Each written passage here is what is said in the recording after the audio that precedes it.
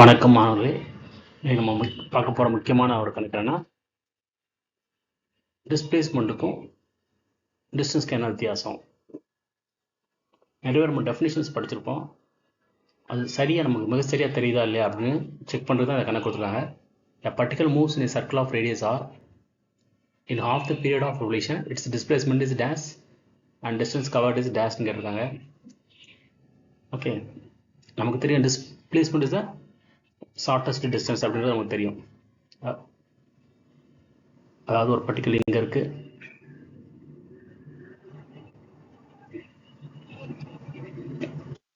Particular இடத்துல இருக்குன்னு வச்சுக்கோங்களேன்.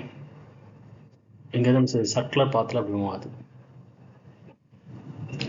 சர்க்குலராக வரையில நீங்கள் சர்க்கிள்னு வச்சுக்கோங்க. அந்த சர்க்கிளோட ரேடியஸ் வந்து சே ஆர்.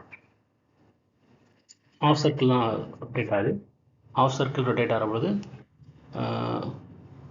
இதோட டிஸ்பிளேஸ்மெண்ட் கேட்டிருக்காங்க. டிஸ்பிளேஸ்மெண்ட்ன்றது நமக்கு தெரியும். இதோட ரேடியஸ் வந்து ஆர், இதோட ரேடியஸ். ஸோ டோட்டல் ரேடியஸ் வந்து total diameter 2r. So displacement வந்து 2r.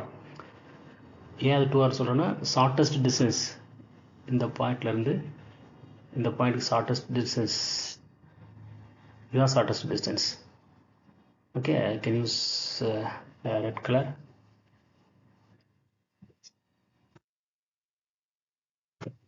இந்த distance 2r.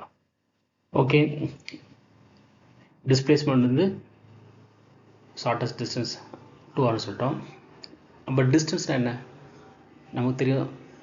Circumference of the circle is 2πr. இங்கே ஹாஃப் சர்க்கிள் சொல்லியிருக்காங்க, அப்போ divide by 2. So I will get πr. சரிங்களா? So displacement 2r, distance is πr.